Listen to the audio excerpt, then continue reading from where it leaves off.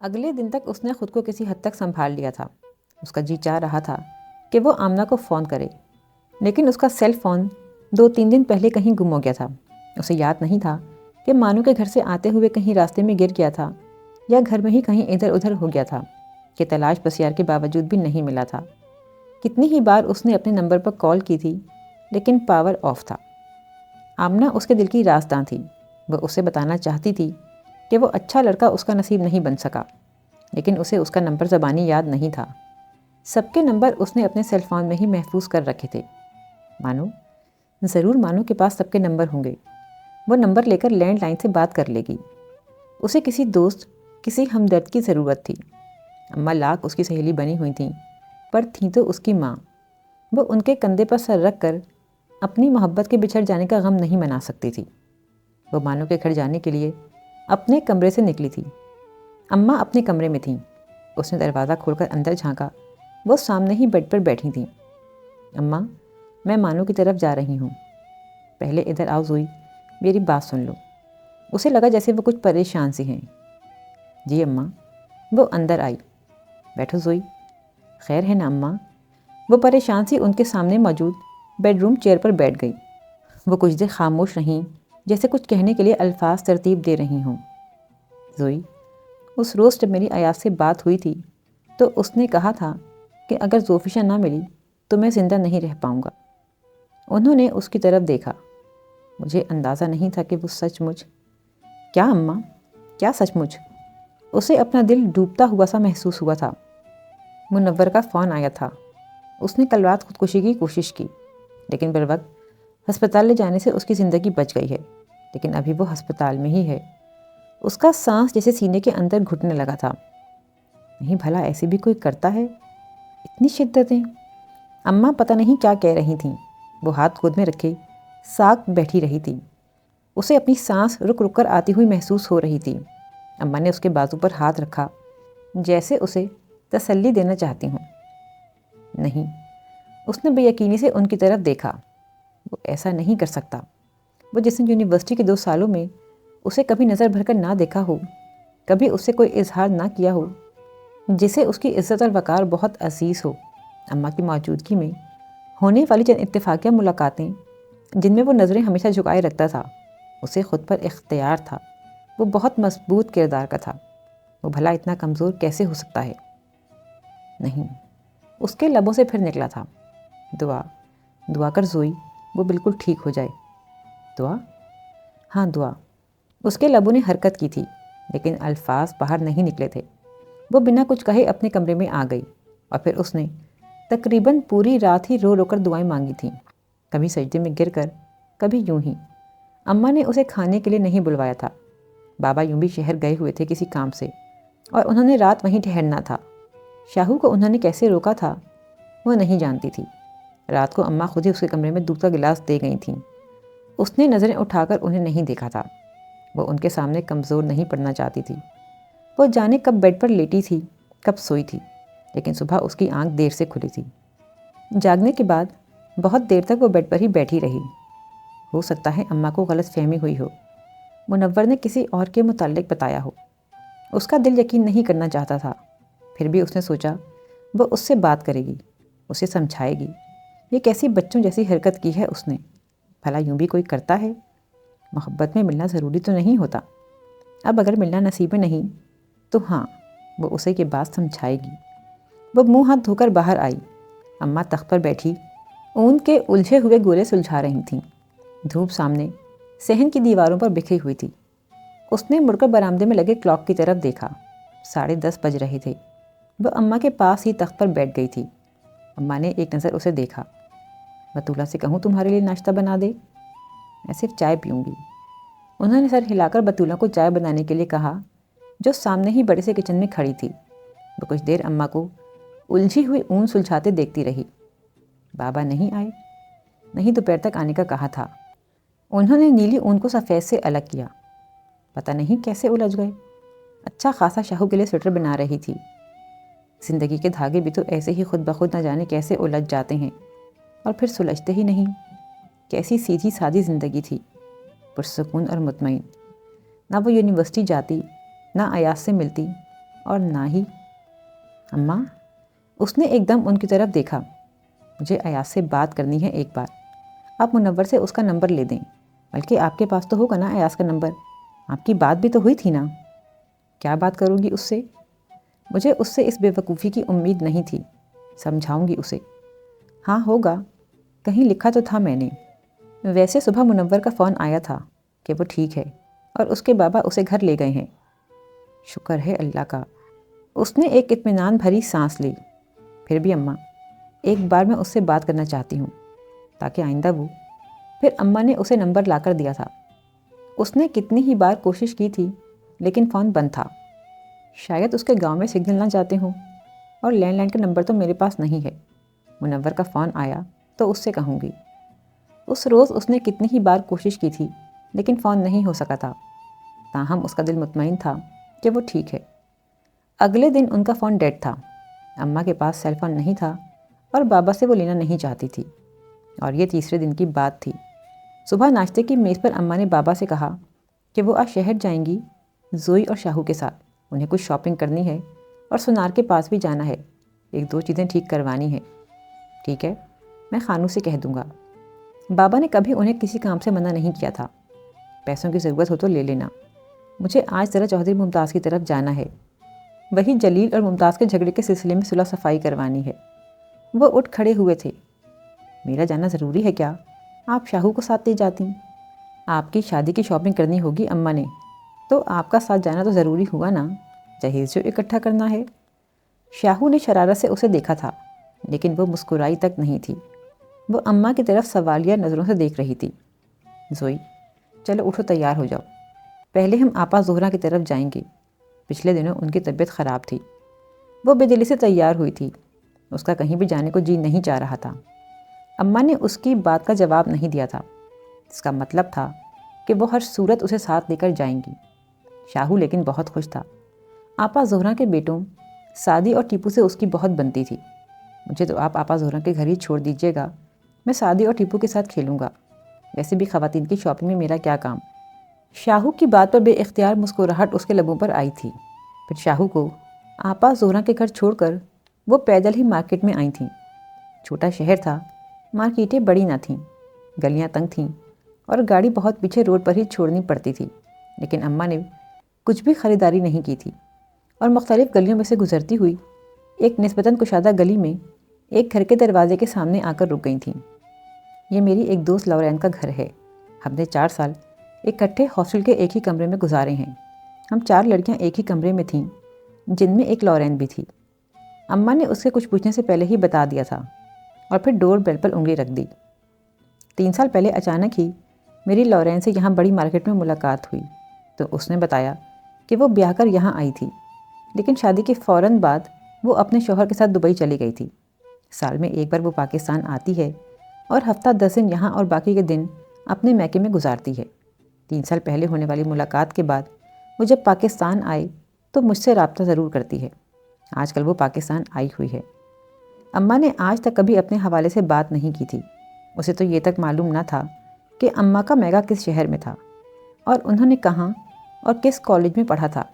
ایک بار بابا نے اسے بتایا تھا کہ اس کی اماں نے BA کر رکھا ہے، اور آج پہلی بار وہ اماں کی کسی سہیلی سے ملنے والی تھی، سو اس نے بہت اشتیاق سے گیٹ کھولنے والی خاتون کو دیکھا۔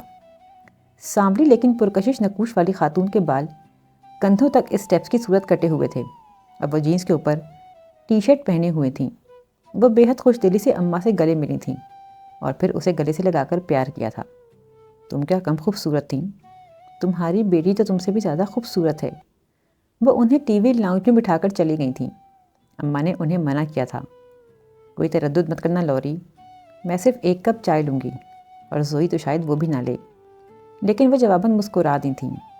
لاؤنج میں بالکل سامنے حضرت مریم کی بڑی سی تصویر لگی ہوئی تھی۔ تصویر میں انہوں نے پھولوں میں لپٹی ہوئی سلیب سینے سے لگا رکھی تھی۔ تصویر کے ساتھ ہی میٹل کی سلیب تھی، چاندنی جیسی۔ اماں، لورین آنٹی کرسچن ہے کیا؟ اس نے پوچھا تو اماں نے اس بات میں سر ہلایا تھا۔ زوئی، اگر کوئی شخص تمہارے سامنے مر رہا ہو اور تم اسے بچانے کی قدرت رکھتی ہو تو کیا کرو گی؟ کیا اسے مرنے دو گی؟ وہ اماں کی بات پر حیران ہوئی تھی۔ ظاہر سی بات ہے میں اسے بچانے کی کوشش کروں گی، بھلے اسے بچاتے ہوئے تمہارا کوئی نقصان ہی کیوں نہ ہو جائے۔ اماں کی نظریں اس کے چہرے پر تھیں۔ ظاہر سی بات ہے اماں، جب کوئی آپ کے سامنے مر رہا ہو تو ساری توجہ اسے بچانے کی طرف ہوتی ہے، اپنے نفع نقصان کی طرف دھیان ہی نہیں جاتا۔ اماں کے سوال کا مقصد وہ سمجھ نہ پائی تھی، پھر بھی اپنی سوچ کے مطابق جواب دے دیا تھا۔ اور اگر میں تم سے یہ کہوں کہ یہاں کوئی ہے جو مر رہا ہے تو تم اسے بچاؤ گی؟ اماں، زندگی دینے اور بچانے والی ذات تو اللہ کی ہے، لیکن پلیز اماں صاف بات کریں نا، کیا کہنا چاہتی ہیں؟ وہ الجھ گئی تھی۔ تو ایاز کو بچا لو زوئی، وہ مر جائے گا، ضروری نہیں کہ دوسری بار بھی اس کی کوشش ناکام ہو جائے۔ کیسی باتیں کرتی ہیں آپ؟ آنٹی کے گھر میں فون ہے نا، تو میں بات کر لیتی ہوں ایک بار اس سے، یقیناً میری بات وہ سمجھ جائے گا۔ میرے پاس آپ کا دیا ہوا نمبر ہے۔ وہ اپنا شولڈر بیگ کھولنے لگی۔ تم نہیں سمجھ سکتی زوئی، یہ عشق و محبت کا زہر جب رگوں پہ میں سرایت کر جائے تو پھر سمجھنے سمجھانے کی حدوں سے باہر نکل جاتا ہے۔ اسے اماں اداس سی لگیں۔ تو آپ بابا سے پھر بات کریں نا۔ اس نے آس بھری نظروں سے ان کی طرف دیکھا۔ تمہارا کیا خیال ہے زوئی کہ میں نے ان سے بات نہیں کی ہوگی؟ کئی بار کی، شاید وہ مان بھی جاتے، لیکن جب انہیں پتہ چلا کہ وہ ان کے بدترین دشمن کا بیٹا ہے تو انہوں نے سختی سے کہہ دیا کہ میں آئندہ ان کے سامنے کے ذکر بھی نہ کروں۔ تمہیں شاید یاد ہو زوئی، ایک بار جب تم 10-11 سال کی تھیں، تم نے مجھ سے پوچھا تھا کہ یہ چودھری فیاض کون ہے، کیونکہ تم نے اپنے بابا کو کسی سے فون پر بات کرتے ہوئے سنا تھا کہ چودھری فیاض ان کے خون کا پیاسا ہو رہا تھا، تو یہ ایاز احمد اسی چودھری فیاض کا بیٹا ہے۔ انہوں نے بہت لمبی بات کی تھی۔ اس نے یاد کرنے کی کوشش کی۔ ایک بار اس نے سنا تو تھا بابا کو اس طرح کی بات کرتے ہوئے، اور وہ کئی دن پریشان رہی تھی۔ اماں کچھ دیر خاموشی سے اسے دیکھتی رہیں، پھر آہستگی سے کہا، میں نہیں چاہتی زوئی کہ ایاز مر جائے اور اس کی موت کی وجہ تم بنو۔ ساری زندگی یہ احساس تمہیں جینے نہیں دے گا کہ تم اس کی قاتل ہو۔ تو میں کیا کر سکتی ہوں اماں؟ اس نے بے بسی سے ان کی طرف دیکھا۔ تم اسے روک سکتی ہو زوئی۔ وہ بنا بولے سوالیہ نظروں سے انہیں دیکھتی رہی۔ میں نے سوچا ہے زوئی کہ تمہارا اور ایاز کا نکاح کروا دیتی ہوں۔ نکاح کے بعد ہم واپس چلے جائیں گے، اور پھر کوئی مناسب موقع دیکھ کر میں تمہارے بابا سے تمہارے نکاح کا ذکر کر دوں گی۔ پھر وہ کچھ نہیں کر سکیں گے، اور تمہاری رخصتی سے پہلے ایاز اور میں کوشش کر کے ایاز کے ابو اور تمہارے بابا میں صلح بھی کروا دیں گے۔ وہ جیسے سب کچھ طے کیے بیٹھی تھیں۔ وہ پھٹی پھٹی آنکھوں سے انہیں دیکھ رہی تھی۔ بابا مجھ سے کبھی بات نہیں کریں گے، ناراض ہو جائیں گے۔ لفظ ٹوٹ ٹوٹ کر اس کے لبوں سے نکلے تھے۔ وہ تم سے کیوں خفا ہوں گے زوئی، جب میں انہیں بتاؤں گی کہ تمہارا اور ایاز کا نکاح میں نے خود کروایا ہے؟ انہیں اگر کچھ کہنا ہوا تو مجھ سے کہیں گے۔ اماں کہہ تو ٹھیک رہی ہیں، بھلا وہ مجھ سے کیوں ناراض ہوں گے؟ اس نے سوچا، لیکن پھر بھی اسے لگ رہا تھا جیسے اس کی جان نکلی جا رہی ہو۔ تم چاہو تو ایاز کی زندگی بچا لو، چاہو تو اسے موت کے حوالے کر دو۔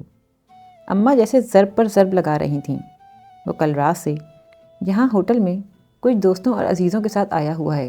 اگر تمہیں اس کی زندگی کی پرواہ نہیں ہے تو میں اسے فون کر دیتی ہوں کہ وہ واپس چلا جائے، لیکن اگر اس کی زندگی کی آرزو مند ہو تو وہ نکاح خواں اور گواہوں کے ساتھ آ جائے گا۔ وہ جیسے حواس کھو رہی تھی۔ وہ مر جائے گا، دل کر لایا، اور بابا کا سر ہمیشہ کے لیے جھک جائے گا۔ اب دماغ نے کہا، اس وقت اس کی زندگی کے لیے یہ ضروری ہے۔ اماں بابا کو راضی کر لیں گی۔ دل نے پھر کہا، شاید بابا مجھے کبھی معاف نہیں کریں گے، ان کا مجھ پر مان اور اعتبار ٹوٹ جائے گا۔ دماغ مسلسل دل کی نفی کر رہا تھا، اور دل دماغ کی۔ کسی کی زندگی بچانا ثواب کا کام ہے، اور بابا مجھ سے ناراض نہیں ہو سکتے۔ اماں، وہ کہنا چاہتی تھی، لیکن اس کا حلق خشک ہو رہا تھا اور زبان اکڑی ہوئی تھی۔ اماں، اس نے پورا زور لگا کر آواز دی تھی، لیکن اس کے حلق سے جو آواز نکلی وہ خود بھی اسے بمشکل سن پائی تھی۔ وہ خالی خالی پتھرائی آنکھوں سے اماں کو دیکھتی رہی۔ تبھی لورین ٹرالی دھکیلتی ہوئی لاؤنج میں آئیں۔ سوری یار، تمہیں پتہ تو ہے میں چند دنوں کے لیے پاکستان آتی ہوں، تو ملازم وغیرہ کا کھڑاگ نہیں پالتی۔ جان یہاں ہو تو وہ ہیلپ کر دیتا ہے، لیکن آج صبح میں نے اسے ماریا آپی سے ملنے بھیج دیا تو کچھ تاخیر ہو گئی۔ ٹرالی مختلف اشیاء سے بھری ہوئی تھی۔ لوری پلیز، تم ایاز کو فون کر دو کہ وہ نکاح کے لیے آ جائے، پھر ہمیں واپس بھی جانا ہے۔ اماں نے لورین سے کہا تو وہ ٹرالی وہاں ہی چھوڑ کر لاؤنج میں ہی موجود ٹیلی فون اسٹینڈ کی طرف بڑھ گئی۔ وہ اٹھنا چاہتی تھی تاکہ لورین آنٹی سے فون لے کر خود بات کر لے، لیکن اس کی ٹانگیں جیسے پتھر کی ہو گئی تھیں۔ وہ ساخت ہاتھ گود میں دھرے بیٹھی لورین کے ہونٹوں کو ہلتے دیکھتی رہی، پھر وہ ریسیور کریڈل پر ڈال کر موڑی۔ 10 منٹ تک پہنچ جائیں گے، لورین نے بیٹھتے ہوئے پلیٹ اماں کی طرف بڑھائی۔ پلیز لوری، اس وقت کچھ نہیں۔ لورین نے بھی شاید اماں کی کیفیت سمجھ لی تھی۔ چائے؟ نہیں۔ اماں نے پھر نفی میں سر ہلایا۔ وہ بے حد مضطرب سی تھیں اور بار بار اس کی طرف دیکھتی تھیں، لیکن وہ تو جیسے پتھر میں ڈھل گئی تھی۔ پھر ڈور بیل ہوئی تھی تو لورین چلی گئیں اور مہمانوں کو ڈرائنگ روم میں بٹھا کر واپس آئیں، اور اماں کو بتایا تو اماں بھی اٹھ کر باہر چلی گئیں، لیکن کچھ دیر بعد واپس آ گئی تھیں۔ پھر لورین کے ساتھ کچھ مرد اندر داخل ہوئے تھے۔ اماں اس کے پاس اس کا ہاتھ تھامے بیٹھی تھیں۔ ایک بزرگ سے سفید داڑھی والے شخص نے کچھ پوچھا تھا۔ اماں نے اس کے کان میں سرگوشی کی تھی، پتہ نہیں کیا کہا تھا۔ بزرگ نے اپنی بات پھر دہرائی۔ تمہیں ایاز احمد ولد فیاض احمد کے ساتھ 10 لاکھ حق مہر؟ وہ کسی رپورٹ کی طرح جو اماں نے کہا کرتی گئی۔ پھر لورین نے ایک رجسٹر اس کے سامنے رکھا اور جہاں جہاں اماں نے کہا اس نے دستخط کر دیے۔ وہ لوگ چلے گئے تو اماں نے اسے گلے لگا کر اس کی پیشانی چومی۔ ان کی آنکھوں میں آنسو تھے، لیکن اس کی اپنی آنکھیں خوش تھیں۔ اس کا نکاح ایاز احمد سے ہو گیا تھا۔ نہ سر پر باپ کا ہاتھ تھا، نہ حوصلہ دینے کو بھائی ساتھ کھڑا تھا، بس اماں تھیں جو اس کے بازو پر ہاتھ رکھے بیٹھی تھیں۔ لورین ٹرالی گھسیٹتی ہوئی ڈرائنگ روم میں چلی گئی تھی۔ پھر اس نے اماں کو بلایا۔ ایاز تم سے کوئی بات کرنا چاہتا ہے۔ اماں باہر نکل گئیں تو لورین نے مسکرا کر اس کی طرف دیکھا۔ تمہارا دولہا بے حد شاندار ہے۔ You are so lucky dear. اس نے مسکرا کر اس کے رخسار پر بوسہ دیا، لیکن وہ یوں ہی بت بنی بیٹھی رہی تو لورین مسکراتی ہوئی باہر چلی گئی۔ مہمانوں کو رخصت کر کے آتی ہوں، انہیں بھی جانے کی جلدی ہے۔ اماں اور لورین مہمانوں کو رخصت کر کے آئیں تو اماں نے بھی لورین سے اجازت مانگی۔ شکریہ لوری، تم نے میرا بہت ساتھ دیا۔ نہ تم لوگوں نے نہ دولہا والوں نے کچھ کھایا پیا۔ لورین کو افسوس ہو رہا تھا، لیکن اماں نے معذرت کر لی۔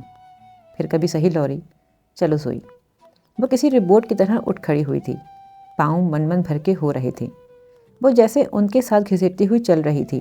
انہوں نے ایک نظر اسے دیکھا اور پھر تنگ گلی سے نکلنے کے بعد ایک تانگا روک لیا۔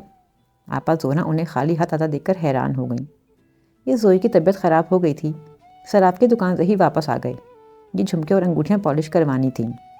اماں شولڈر بیگ سے جھمکے اور انگوٹھیاں نکال کر زورا آپا کو دکھانے لگی تھیں، جو شاید وہ گھر سے ساتھ لائیں تھیں۔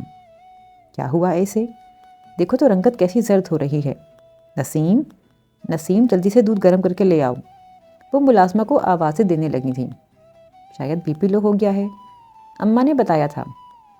شاہو بھی جو لان میں کھیل رہا تھا آ گیا تھا اور اب اس کا ہاتھ پکڑے پوچھ رہا تھا، کیا ہوا آپو، کیا درد ہو رہا ہے؟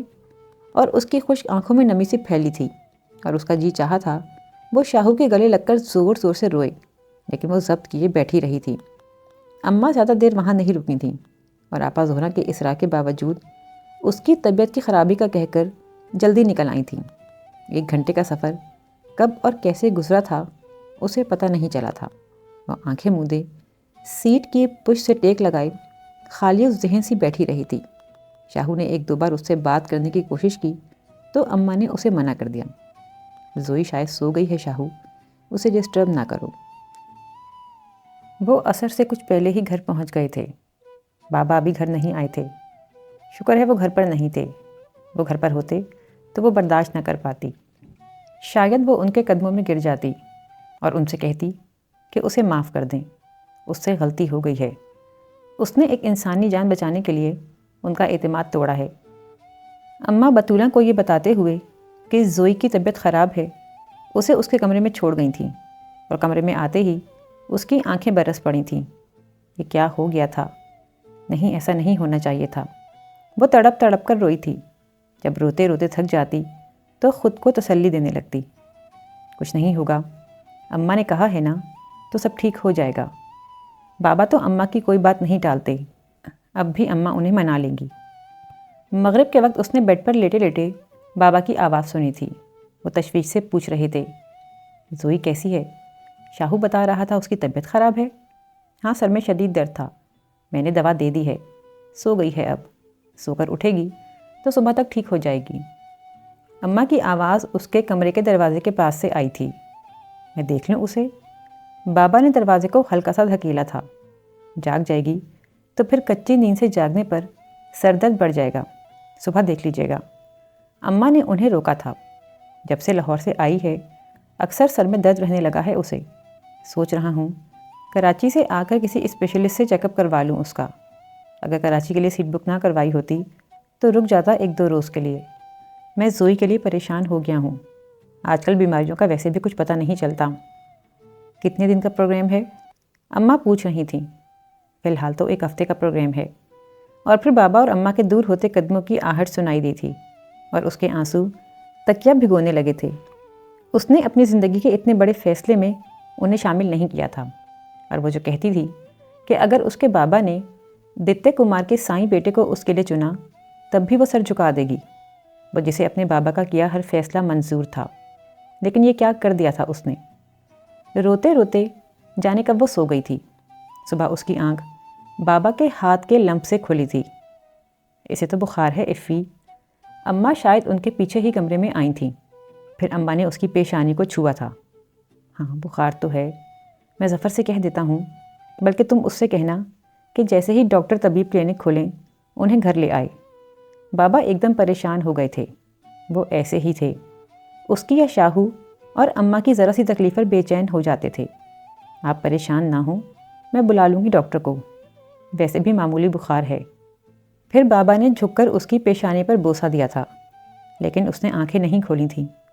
جب آنکھیں کھول کر دیکھا تو بابا واپس جا رہے تھے۔ اس کی طرف ان کی پشت تھی۔ اس نے پھر آنکھیں بند کر لی تھیں۔ کاش اسے خبر ہوتی کہ وہ آج کے بعد پھر اپنے بابا کو کبھی نہ دیکھ سکے گی، کبھی اس شفیق لمس کو محسوس نہ کر پائے گی، تو انہیں روک لیتی، ان کے پاؤں سے لپٹ جاتی۔ لیکن اگر انسان کو آنے والے وقت کی خبر ہو جاتی تو شاید بہت سے سانحات رونما نہ ہوتے۔ ڈاکٹر طبیب نے اسے چیک کرنے کے بعد دوا دے دی تھی اور کہا تھا کہ اگر 2-3 روز بخار نہیں اترتا تو پھر شہر جا کر بلڈ ٹیسٹ کروا لیں گے کہ کہیں ٹائیفائیڈ نہ ہو۔ اس کا بخار کم تو ہو گیا تھا لیکن اترا نہیں تھا۔ گھر کا فون ابھی تک ٹھیک نہیں ہوا تھا، اس لیے اماں نے مانو کے گھر سے جا کر بابا کو فون کر کے بتا دیا تھا کہ اس کا بخار اتر گیا ہے، تاکہ وہ وہاں پریشان نہ ہوں۔ ٹھیک ہے اماں، لیکن آپ مانو کو بلوا دیں، میرا دل بہت گھبرا رہا ہے، اس سے باتیں کروں گی تو شاید دل بہل جائے۔ زوئی میری جان، اتنی ٹینشن مت لو، میں نے کہا ہے نا سب ٹھیک ہو جائے گا۔ لیکن تم نے کسی سے بھی اس نکاح کا ذکر نہیں کرنا، مانو سے بھی نہیں۔ تمہارے بابا نے اگر کسی اور سے سنا تو بات بگڑ جائے گی۔ ٹھیک ہے اماں، نہیں کروں گی۔ وہ بیزار سی ہو رہی تھی۔ اسے آمنہ سے بات کرنی تھی، اس کے ذہن و دل پر بہت بوجھ تھا۔ وہ سب آمنہ کو اپنا استاد کہتی تھیں، وہ یقیناً اسے کوئی بہتر مشورہ دے گی۔ اس نے فیصلہ کر لیا تھا کہ جب بابا آئیں گے تو خود سب کچھ بتا دے گی۔ یہ بوجھ اس سے برداشت نہیں ہو رہا تھا۔ وہ بابا کے پاؤں پر گر جائے گی، ان سے معافی مانگ لے گی۔ بطولہ نے کچھ دیر بعد آ کر بتایا کہ مانو تو آج صبح ہی فیصل آباد چلی گئی ہے اپنے ماموں کے گھر۔ وہ بہت چڑچڑی ہو رہی تھی۔ شاہو لڈو لے کر آیا تو اس نے اسے ڈانٹ دیا۔ زندگی میں پہلی بار اس نے اسے ڈانٹا تھا۔ اس کی موٹی موٹی آنکھوں میں آنسو آ گئے تو اس نے اسے گلے لگا کر کوئی 10 بار سوری کیا تھا۔ تب کہیں جا کر شاہو کا موڈ ٹھیک ہوا تھا اور وہ دوستوں میں کھیلنے چلا گیا تھا۔ اماں، میں بابا کے آنے پر سب کچھ بتا دوں گی، بس مجھ سے برداشت نہیں ہوتا۔ مجھے لگتا ہے جیسے میرے دماغ کی رگیں پھٹ جائیں گی۔ شاہو کے جانے کے بعد اس نے اماں سے کہا تھا اور اماں نے اسے اپنے ساتھ لگا لیا تھا۔ تم کچھ بھی مت سوچو زوئی، دیکھو یہ کیا حالت بنا لی ہے تم نے اپنی۔ تمہارا بخار بھی اسی لیے کم نہیں ہو رہا۔ میں خود تمہارے بابا سے بات کر لوں گی، تم پریشان مت ہو۔ سچ اماں؟ وہ خوش ہو گئی تھی۔ بابا خفا تو نہیں ہوں گے نا؟ تمہارے بابا مجھ سے خفا ہو ہی نہیں سکتے زوئی۔ اس رات اماں نے اسے سکون آور دوا دی تھی اور وہ ساری رات سکون سے سوتی رہی تھی۔ صبح اس کی آنکھ دیر سے کھلی تھی۔ وہ کمرے سے باہر آئی، کچھ دیر بطولہ سے بات کی، لیکن سر بہت بھاری ہو رہا تھا، اس لیے پھر کمرے میں چلی گئی تھی۔ ناشتہ اماں نے کمرے میں ہی بھجوا دیا تھا۔ ناشتے کے بعد کچھ دیر اس نے پڑھنے کی کوشش کی۔ یہ کتابیں وہ بہت شوق سے خرید کر لائی تھی، لیکن ابھی تک ایک کتاب بھی نہ پڑھ سکی تھی۔ آج بھی چند صفحے پڑھنے کے بعد کتاب الٹ کر رکھ دی تھی اور آنکھیں بند کر کے لیٹ گئی تھی۔ یہ اچانک اس کی زندگی میں کیا ہو گیا تھا؟ اس کا ایاز کے ساتھ نکاح ہو گیا تھا، لیکن وہ خوش نہیں تھی، خوش ہو بھی نہیں پا رہی تھی۔ سب کچھ پراپر طریقے سے ہوتا تو من پسند ساتھی کی رفاقت کتنی خوش کن ثابت ہو سکتی تھی، لیکن اب دل بالکل خالی خالی لگ رہا تھا اور ذہن کچھ بھی سوچنے سے قاصر تھا۔ اماں وقفے وقفے سے اس کے کمرے کے چکر لگا رہی تھیں۔ دوپہر میں زبردستی انہوں نے اسے یخنی پلائی تھی۔ رات کو اس کے منع کرنے کے باوجود دلیا بنایا تھا اور خود اپنے ہاتھوں سے اس کے منہ میں چمچ بھر بھر کر ڈالتی رہی تھیں، اور اس نے منہ بنا بنا کر بمشکل آدھا پیالہ کھایا تھا۔ شاہو اسے دیکھ دیکھ کر ہنستا رہا تھا۔ اماں عشاء کی نماز پڑھنے گئیں تو وہ کچھ دیر تک شاہو سے باتیں کرتی رہی اور پھر اس کے اصرار پر اس کے ساتھ لوڈو کھیلنے لگی تھی۔ جب شاہو کی آنکھیں نیند سے بند ہونے لگیں تو اماں آ کر اسے اپنے کمرے میں لے گئیں اور اس کے سونے کے بعد پھر آ گئیں۔ اماں آپ سو جاتیں؟ اس نے ان کی طرف دیکھا۔ مجھے نیند نہیں آ رہی تھی، سوچا کچھ دیر تمہارے پاس ہی بیٹھتی ہوں، انہوں نے روم چیئر پر بیٹھتے ہوئے کہا۔ نیند تو مجھے بھی نہیں آ رہی، لیکن سر بھاری بھاری ہو رہا ہے۔ مجھے تو خیال ہی نہیں رہا، تم یہ ٹیبلٹ لے لو، اس سے دماغ کو سکون بھی ملے گا اور نیند بھی آ جائے گی۔ انہوں نے دراز سے گولی نکالی اور سائڈ ٹیبل پر پڑا پانی کا گلاس اٹھایا۔ ابھی تو نیند آ جائے گی، لیکن پھر سارا دن سر بھاری بھاری رہے گا۔ اس نے ہاتھ آگے نہیں بڑھایا تھا، لیکن ڈاکٹر صاحب نے تاکید کی تھی کہ 3-4 دن مسلسل یہ دوا کھانی ہے تاکہ رات کو پرسکون نیند سو سکو۔ انہوں نے گولی اس کی طرف بڑھائی تو اس نے خاموشی سے گولی پانی کے ایک گھونٹ سے نگل لی اور پھر لیٹ گئی۔ اس نے 2-3 بار آنکھیں کھول کر انہیں دیکھا تھا اور پھر ہولے ہولے اس کی پلکیں بوجھل ہونے لگی تھیں اور وہ سو گئی تھی۔ اماں کب اٹھ کر اپنے کمرے میں گئی تھیں اسے کچھ خبر نہ تھی۔ وہ بہت گہری نیند میں تھی جب اماں نے اسے جھنجھوڑ کر اٹھایا۔ زوئی، زوئی اٹھو۔ کیا ہوا اماں؟ اس نے بامشکل آنکھیں کھولی۔ جو بھی ہوا اچھا نہیں ہوا۔ اماں اسے بہت پریشان لگی تھیں۔ وہ ایک دم اٹھ کر بیٹھ گئی، لیکن سر چکرا رہا تھا۔ تمہارے بابا کو کہیں سے تمہارے نکاح کا پتہ چل گیا ہے اور انہوں نے قسم کھائی ہے کہ وہ تمہیں اور ایاز کو قتل کر دیں گے۔ رات کے 2 بجے اماں یہ کیا کہہ رہی تھیں؟ اس کی نظر کلاک پر پڑی تھی۔ آپ کو کیسے پتہ چلا؟ تمہارے بابا کا فون آیا تھا ادھر جلیل بھائی کے گھر تمہارے سونے کے بعد۔ تمہارے بابا شاید کل یا پرسوں آ جائیں، تم اٹھو چلو۔ انہوں نے اس کا ہاتھ پکڑا۔ لیکن کہاں اماں؟ اس نے الجھ کر انہیں دیکھا۔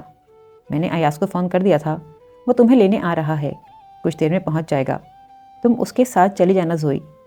مجھے کہیں نہیں جانا اماں، اس نے ان کا ہاتھ جھٹک دیا تھا۔ وہ تمہیں قتل کر دیں گے زوئی، تو کر دیں اماں، ان کا حق ہے وہ مجھے قتل کر دیں۔ میں نے ان کا اعتماد توڑا ہے اور خود پھانسی چڑھ جائیں، ان کا اور تمہارا لاڈلا شاہو یتیم ہو جائے، پورا گھر تباہ ہو جائے۔ اماں کے لہجے میں تلخی تھی۔ تو میرا کیا قصور ہے؟ آپ نے کیا ہے سب کچھ۔ وہ روحانسی ہو گئی تھی۔ تو ٹھیک ہے، میرا قصور ہے سب، تو تم انتظار کرو اپنے قتل کا، میں ایک ساتھ ہی سب کو رو لوں گی۔ تم نہیں رہو گی، تمہارے بابا نہیں رہیں گے، تو میں اور شاہو کیا کریں گے جی کر؟ وہ رونے لگی تھیں۔ تم سوئی، تم اپنے بابا کو پھانسی لگنے سے، شاہو کو یتیم ہونے سے بچا سکتی ہو۔ اس کے سارے ارادوں اور توانائیوں کو اس ایک بات نے پگھلا دیا تھا۔ اماں، اس نے بے بسی سے ان کی طرف دیکھا تھا۔ اماں نے اس کو چادر اڑائی تھی اور پھر نیچے بیٹھ کر جوتے پہنائے تھے اور پھر بازو سے پکڑ کر کھڑا کیا تھا۔ وہ ساکھ کھڑی تھی۔ چلو زوئی جلدی کرو، ایسا نہ ہو کہ… انہوں نے جملہ ادھورا چھوڑ دیا تھا۔ وہ کسی روبوٹ کی طرح ان کے ساتھ چلنے لگی تھی۔ اس اتنی بڑی حویلی کا صرف سامنے والا حصہ ہی استعمال ہوتا تھا۔ وہ 4 افراد ہی تو تھے۔ بڑا سا صحن، برآمدہ جس میں 2 اطراف میں جالی دار کھڑکیاں تھیں، dining hall, drawing room, 4 bed rooms وغیرہ۔ ملازمین کا رہائشی حصہ الگ، لیکن حویلی سے منسلک تھا۔ حویلی خاصے وسیع رقبے پر پھیلی ہوئی تھی۔ بہت سا حصہ زیر استعمال نہیں تھا، لیکن اس حصے کی بھی باقاعدہ صفائی کی جاتی تھی، اور اس وقت اماں اس کا ہاتھ پکڑے اسی حصے کی طرف جا رہی تھیں۔ راہداریاں، دالان، کمرے، وہ روبوٹ کی طرح سوتی جاگتی کیفیت میں ان کے ساتھ چلتی جا رہی تھی۔ پھر وہ لکڑی کے ایک دروازے کے پاس جا کر رک گئیں، جس پر ایک بڑا سا تالا جھول رہا تھا۔ کیا اماں مجھے کسی تہخانے میں چھپانے جا رہی ہیں؟ لمحہ بھر کے لیے اس کے ذہن میں خیال آیا تھا۔ اسے یاد نہیں رہا تھا کہ کچھ دیر پہلے اماں نے اس سے کہا تھا کہ ایاز اسے لینے آ رہا ہے۔ وہ حیران سی انہیں دیکھ رہی تھی۔ وعدہ کرو زوئی، آج کے بعد اس گاؤں میں قدم نہیں رکھو گی، بھول جاؤ گی سب کچھ، یہ حویلی، گاؤں، شاہو، بابا، سب کو۔ یاد رکھنا، اس گاؤں میں قدم رکھنا اپنے بابا کی موت کے پروانے پر دستخط کرنا ہے۔ وہ زخمی نظروں سے انہیں دیکھ رہی تھی۔ میں جانتی ہوں میری زوئی کبھی نہیں چاہے گی کہ اس کے بابا کو پھانسی ہو جائے، اس کا شاہو یتیم ہو جائے۔ اس نے اماں کی بات سنی تھی، سمجھی بھی تھی شاید، لیکن وہ یوں ہی ساکت کھڑی رہی تھی۔ زوئی، مجھے معاف کر دینا، میں نے تو اپنی طرف سے اچھا ہی کیا تھا، میں نے تو چاہا تھا تو محبت کرنے والے جدا نہ ہوں۔ ماں تھی، میں جانتی تھی کہ میری زوئی صرف ایاز کے ساتھ ہی خوش رہ سکے گی۔ ایک گہری سانس لے کر انہوں نے بازو پھیلا دیے تھے، لیکن اس کے بازو یوں ہی اس کے پہلوؤں میں لٹکے رہے۔ تب انہوں نے خود ہی آگے بڑھ کر اسے گلے سے لگایا تھا اور بہت دیر تک اسے اپنے ساتھ بھینچے رہی تھیں۔ پھر انہوں نے اسے الگ کرتے ہوئے دونوں ہاتھوں کی اوک میں اس کا چہرہ لے کر پہلے اس کی پیشانی چومی اور پھر وہ اسے بے تحاشا چومنے لگیں۔ پیشانی، رخسار، ہاتھ۔ اس کا کتنا جی چاہتا تھا کہ مانو کی طرح اس کی اماں بھی کبھی اسے اپنے ساتھ لپٹا کر اسے پیار کریں، اور یہ خواہش کب اور کس موقع پر پوری ہو رہی تھی۔ وہ رو رہی تھیں، آنسو بہت آہستگی اور خاموشی سے ان کے رخساروں پر بہہ رہے تھے، لیکن اس کی اپنی آنکھیں خوش صحرا بنی ہوئی تھیں۔ پھر دروازے کے بائیں طرف کسی کمرے کا دروازہ کھلا تھا اور اندر سے بطولہ نکلی تھی۔ اس کے ہاتھ میں ایک بڑا اٹیچی کیس تھا اور ایک قیمتی شولڈر بیگ۔ اس نے قریب آ کر اماں سے کچھ کہا تھا۔ کیا؟ اس نے سنا نہیں، اور پھر اٹیچی کیس نیچے رکھ کر اور شولڈر بیگ اماں کو پکڑا کر وہ دروازے کی طرف بڑھی تھی اور تالا کھولا تھا۔ اس راہداری میں اوپر ایک پیلی روشنی کا بلب جل رہا تھا۔ اس نے اماں کی طرف دیکھا اور تالے میں چابی ڈالتی بطولہ کو تو اسے صدیوں پرانی راجکماریاں اور شہزادیاں یاد آ گئیں۔ اماں اسے کوئی پرانے دور کی راجکماری لگی تھیں جو رات کے اندھیرے میں کسی ظالم راجا کی قید سے فرار ہو رہی تھیں، اور ماسی بطولہ ان کی وفادار کنیز تھیں۔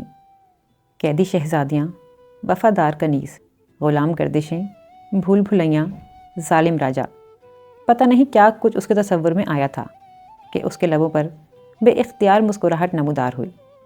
اماں نے حیرت سے اسے دیکھا تھا۔ بطولہ نے دروازہ کھولا تو ہلکی سی چرچراہٹ کے ساتھ ٹھنڈی ہوا کا جھونکا اندر آیا تو وہ چونکی۔ یہ دروازہ دارا خورد کی طرف جانے والی کچی سڑک کی طرف کھلتا تھا۔ کیا اماں اسے دارا خورد کی چھوٹی حویلی میں بھیج رہی ہیں؟ ایک اڑتا سا خیال اس کے سوتے جاگتے ذہن میں آیا تھا۔ اماں نے ایک بار پھر اس کا ہاتھ تھام لیا تھا۔ آخری راتوں کا زرد بیمار سا چاند کبھی بادلوں کے پیچھے چھپ جاتا تو ایک دم اندھیرا گہرا ہو جاتا، اور کبھی بادل اس کے سامنے سے ہٹ جاتے تو مدھم سی روشنی پھیل جاتی۔ اماں اس کا ہاتھ پکڑے چل رہی تھیں اور بطولہ ان کے پیچھے اٹیچی کیس اٹھائے چلتی تھی۔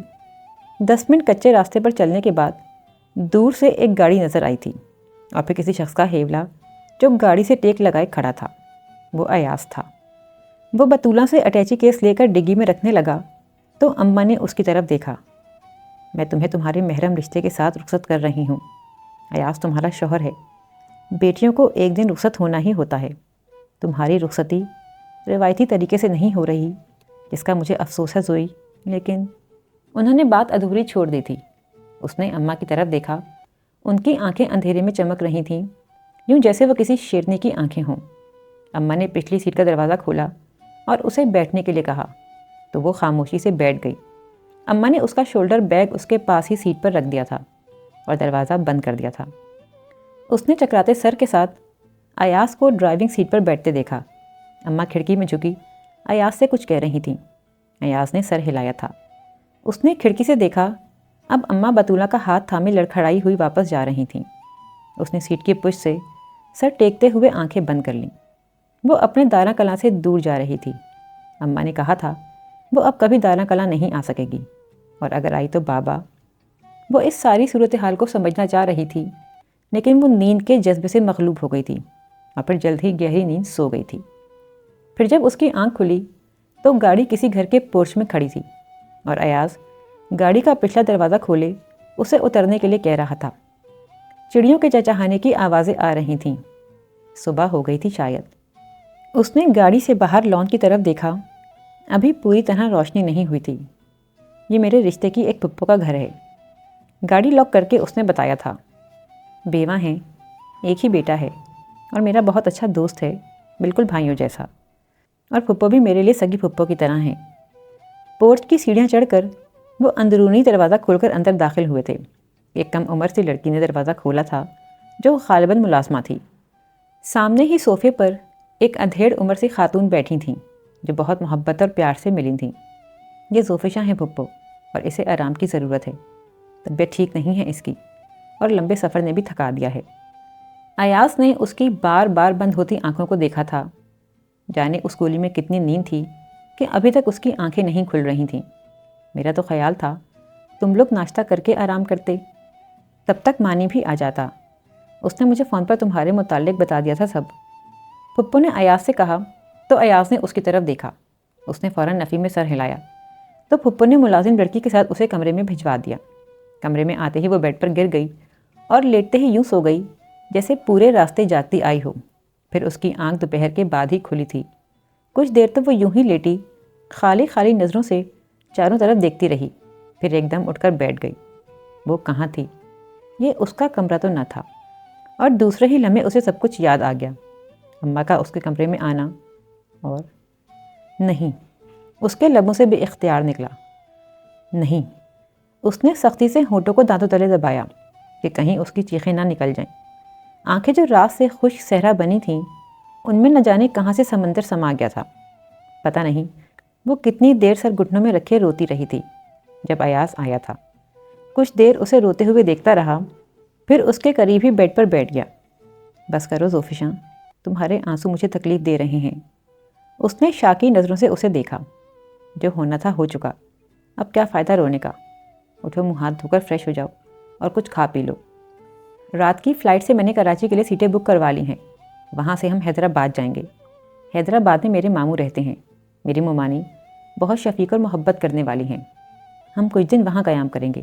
میں چاہتا ہوں بابا اور اماں سے اس ساری صورتحال کے متعلق ماموں بات کریں۔ بات مکمل کر کے اس نے اس کی طرف دیکھا تو وہ پھٹی پھٹی آنکھوں سے اسے دیکھ رہی تھی۔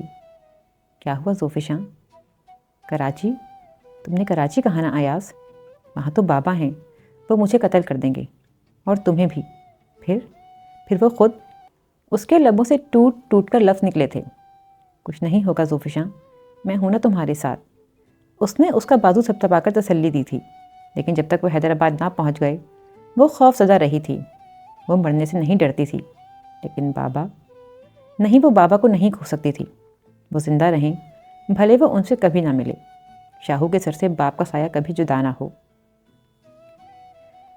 ایاز کے ماموں چند سال ہی ایاز سے بڑے تھے، وہ اس کے ماموں کم اور دوست زیادہ تھی۔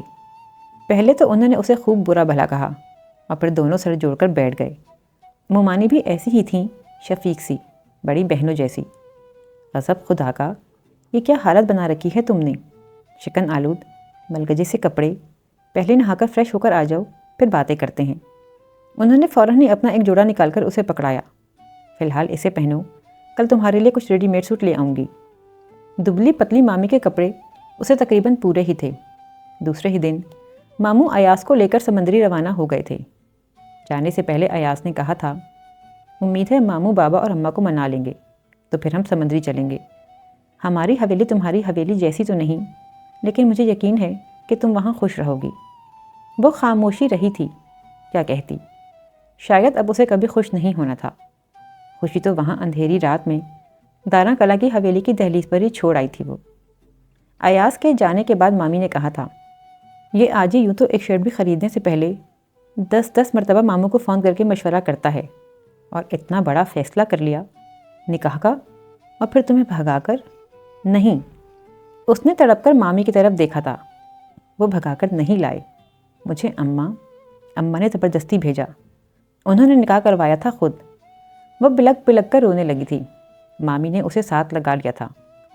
اچھا پلیز سوری، رو نہیں، سب ٹھیک ہو جائے گا، خورشید منا لیں گے سب کو۔ لیکن سب ٹھیک نہیں ہو سکا تھا۔ ایاز کے بابا اور اماں ایاز سے ناراض ہو گئے تھے۔ فکر نہ کرو، یہ ناراضگی وقتی ہے، میں جانتا ہوں، آپا اور فیاض بھائی دونوں کو۔ وہ زیادہ دیر خفا نہیں رہ سکیں گے آجی اور تم سے۔ ماموں نے انہیں تسلی دی تھی، فی الحال یہاں مزے سے رہو۔ لیکن ایاز کوشش کر رہا تھا کہ اسے باہر کہیں جاب مل جائے تو وہ کچھ عرصے کے لیے زوفیشا کو لے کر باہر چلا جائے۔ اس نے اپنا اور زوفیشا کا پاسپورٹ بھی بنوا لیا تھا۔ وہ تقریباً 3 ماہ حیدرآباد میں رہے تھے اور 3 ماہ بعد ایاز کے بڑے ماموں کی کوشش سے اسے دبئی میں جاب مل گئی تھی۔ اس کے یہ بڑے ماموں پچھلے کئی سال سے دبئی میں مقیم تھے۔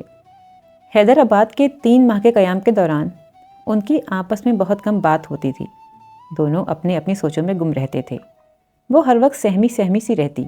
اسے لگتا تھا جیسے بابا اسے ڈھونڈتے ہوئے کسی روز حیدرآباد پہنچ جائیں گے۔ دروازے پر بیل ہوتی تو وہ کام جاتی، رنگ زرد پڑ جاتا اور رات کو سوتے ہوئے چیخ مار کر اٹھ جاتی۔ کبھی خواب دیکھتی کہ بابا کے منہ پر کپڑا ڈالے سپاہی انہیں پھانسی گھاٹ کی طرف لے جا رہے ہیں۔ کبھی دیکھتی اماں سر پر سفید دوپٹہ لیے زمین پر ہاتھ مار مار کر چوڑیاں توڑ رہی ہیں۔ ایاز بہت نرمی اور محبت سے اسے سمجھاتا، جو ہوا اسے قبول کر لو زوفیشا، کچھ وقت لگے گا لیکن انشاءاللہ ایک دن سب کچھ ٹھیک ہو جائے گا۔ ایک دن تم داراں کلاں اپنی حویلی میں ضرور جاؤ گی۔ لیکن اماں نے تو اس سے وعدہ لیا تھا کہ وہ اب کبھی داراں کلاں واپس نہیں آئے گی۔ اس کا دل جیسے خون ہو جاتا، آنکھوں میں کرچیاں سی چبھنے لگتیں، لیکن وہ خاموشی سے ایاز کی باتیں سنتی رہتی۔ مامی بھی بڑی بہنوں کی طرح سمجھاتی تھیں، لیکن وہ اپنے دل کا کیا کرتی جو بجھتا جا رہا تھا۔ دبئی جانے سے پہلے مامی نے اس کے لیے بہت ساری شاپنگ کی تھی، کپڑے، جوتے اور کئی دوسری ضرورت کی چیزیں۔ دبئی میں 1 سال رہنے کے بعد وہ شارجہ آ گئے تھے۔ وہاں ایک غیر ملکی کمپنی میں ایاز کو بہت اچھی جاب مل گئی تھی۔ شارجہ میں ایاز کی بڑی بہن اور بہنوئی مقیم تھے۔ ایاز 2-3 بار ان سے ملنے شارجہ گیا تھا، لیکن وہ ایک بار بھی دبئی نہیں آئی تھیں۔ دبئی میں 1 ماہ تو وہ بڑے ماموں کے فلیٹ میں رہے تھے، لیکن پھر الگ اپارٹمنٹ لے لیا تھا۔ بڑے ماموں کی فیملی کراچی میں تھی، وہ یہاں اکیلے رہتے تھے۔ شارجہ میں بھی ایاز پہلے اپنی بہن کے گھر ہی آیا تھا۔ طاہرہ آپا ایاز سے صرف 4 سال بڑی تھیں، لیکن ایاز ان کا بے حد احترام کرتا تھا۔ آپا نے کہا ہے، جب تک تمہاری رہائش کا انتظام نہیں ہوتا تم میرے گھر پر ہی رہو۔ ایاز نے اسے بتایا تھا، اور پتہ نہیں آپا اس کے ساتھ کیسا برتاؤ کریں گی، لیکن وہ بھی چھوٹی مامی اور ماموں کی طرح بہت محبت سے ملی تھیں۔ مجھے آجی پر بہت غصہ تھا، اس لیے میں دبئی نہیں آئی۔ جب آجی یہاں آیا دبئی تو ہم لوگ 2 ماہ کی چھٹی پر پاکستان گئے ہوئے تھے۔ میں تو ابھی 4 ماہ پہلے ہی آئی ہوں۔ عاطف پہلے آ گئے تھے۔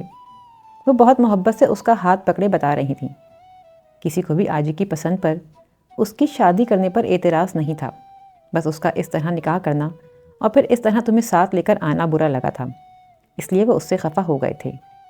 اس نے حیرت سے انہیں دیکھا تھا۔ اماں نے تو اسے بتایا تھا کہ ایاز کے والدین راضی نہیں ہو رہے، پھر یہ طاہرہ آپا کیا کہہ رہی تھیں؟ ابھی نہ جانے کتنی اور حیرتیں اس کی منتظر تھیں۔ لیکن ماں باپ آخر کب تک اولاد سے خفا رہ سکتے ہیں؟ وہ بھی اب آجی سے ناراض نہیں ہیں۔ اگلے ماہ وہ سب میرے پاس آ رہے ہیں۔ دادا جان اور بابا تم سے ملنے کو بے چین ہیں۔ میں نے سوچا ہے کہ ان کے آنے تک تم میرے پاس ہی رہو، اور پھر باقاعدہ میرے گھر سے تمہاری رخصتی ہو اور ولیمے کا فنکشن بھی ہوگا۔ زوفیشا، آجی نے مجھے سب کچھ بتا دیا ہے۔ زندگی ایسے نہیں گزرتی، جو ہونا تھا ہو چکا۔ نہ تم نے ایسا چاہا ہوگا نہ آجی نے۔ بعض اوقات ہم تقدیر کے ہاتھوں میں کھلونا بن جاتے ہیں۔ تم دونوں کو اب نارمل زندگی کی طرف آنا چاہیے۔ میں جانتی ہوں تم 1 سال سے ایک ہی چھت تلے اجنبیوں کی طرح رہ رہے ہو۔ انہوں نے بہت شفقت اور پیار سے اسے سمجھایا تھا، اور وہ چپ چاپ سر جھکائے سوچتی رہی تھی کہ کیا اس کے بابا بھی اب اس سے ناراض نہیں ہوں گے، اور کیا انہوں نے بھی اسے معاف کر دیا ہوگا۔ اور پھر اس روز اس نے ایاز سے پہلی بار پوچھا تھا کہ کیا اماں کا اس سے رابطہ ہے، کیا کبھی انہوں نے اسے فون کیا؟ تو ایاز نے اسے بتایا تھا کہ جب وہ حیدرآباد میں تھا تو اس نے کئی بار فون کرنے کی کوشش کی تھی، لیکن نہ تو PTCL پر اور نہ ہی ان کے موبائل پر رابطہ ہو سکا تھا۔ لیکن اماں کے پاس تو سیل فون نہیں تھا۔ وہ حیران ہوئی تھی۔ لیکن انہوں نے تو مجھے اپنے سیل فون کا ہی نمبر دیا تھا، اور جب بات کی تو اسی نمبر سے کی۔ لینڈ لائن کا نمبر تو میں نے منور سے لیا تھا۔ دراصل میں چاہتا تھا کہ انہیں تمہاری خیریت کی اطلاع دے دوں۔ یہاں آ کر بھی میں نے بہت بار رابطہ کرنے کی کوشش کی، لیکن فون ہمیشہ بند ہی ملا۔ تو اماں نے اس سے ہر رابطہ توڑ ڈالا تھا۔ بابا کے فون کا نمبر اسے زبانی یاد نہیں تھا، ورنہ وہ ایاز سے کہتی، ایک بار تو انہیں کال کر کے دیکھے۔ دل میں کرچیاں سی چبھی تھیں۔ میں پاکستان گیا تو تمہاری اماں سے ملنے جاؤں گا۔ تم؟ نہیں ایاز، پلیز نہیں، آپ کبھی اماں سے ملنے نہیں جائیں گے، کبھی نہیں، وعدہ کریں۔ اس کی رنگت یکدم زرد پڑ گئی تھی اور آنکھیں آنسوؤں سے بھر گئی تھیں۔ تصور میں ایاز کا خون آلود جسم تھا اور بابا کا پھانسی کے تختے پر جھولتا وجود۔ اوکے ریلیکس، ایاز نے اسے تسلی دیتے ہوئے اس کا ہاتھ تھپتھپایا تھا۔ وعدہ، نہیں جاؤں گا۔ ایاز نے اس 1 سال میں اس کا ایسے ہی خیال رکھا تھا جیسے وہ کوئی کانچ کی نازک سی گڑیا ہو جو ذرا سی ٹھیس سے ٹوٹ جائے گی۔ وہ سب ایسے ہی تھے، محبتیں کرنے والے۔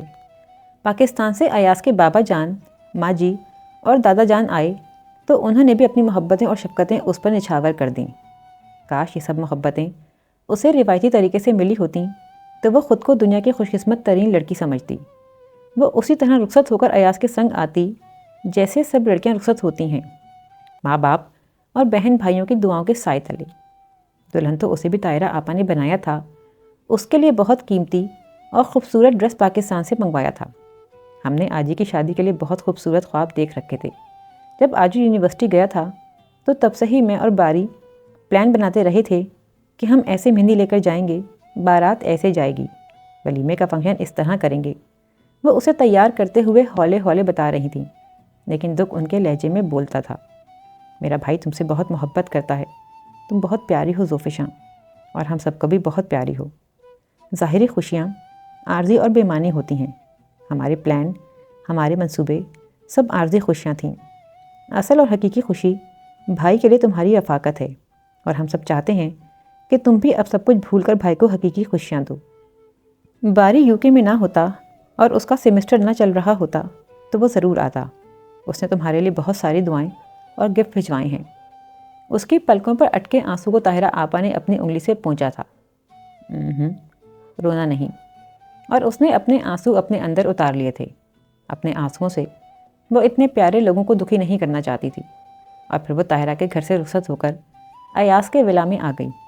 ایاز نے طاہرہ آپا کے ساتھ مل کر بہت خوبصورتی سے اسے فرنش کیا تھا۔ ایاز کے بابا، ماما اور دادا جان مزید 15 دن ان کے ساتھ رہے تھے، اور ان 15 دنوں میں اماں جان نے نئی دلہنوں کی طرح ہی اس کے لاڈ اٹھائے تھے۔ اسے کچن میں گھسنے نہیں دیا تھا۔ ہمارے ہاں تو سال بھر دلہن کام نہیں کرتی، بعد میں تو تم نے ہی کرنا ہے، یہاں ہمارے پل کی طرح ملازم تو نہیں ہوتے۔ طاہرہ آپا بھی دن میں اپنے سال بھر کے بیٹے کے ساتھ آ جاتی تھیں۔ ایئرپورٹ جانے سے پہلے دادا جان نے بہت دیر تک اسے لپٹائے رکھا تھا۔ دادا جان پلیز مجھے معاف کر دیجیے گا کہ میری وجہ سے۔ اس کی آواز گھٹ گئی تھی۔ نہ میرے بچے، ہم تم سے ذرا سا بھی خفا نہیں ہیں۔ ہمیں تو اس نالائق پر غصہ تھا کہ لڑکیاں تو کانچ کی طرح ہوتی ہیں، کرچی کرچی ہو جاتی ہیں اور پیچھے رہ جانے والے زندہ درگور ہو جاتے ہیں۔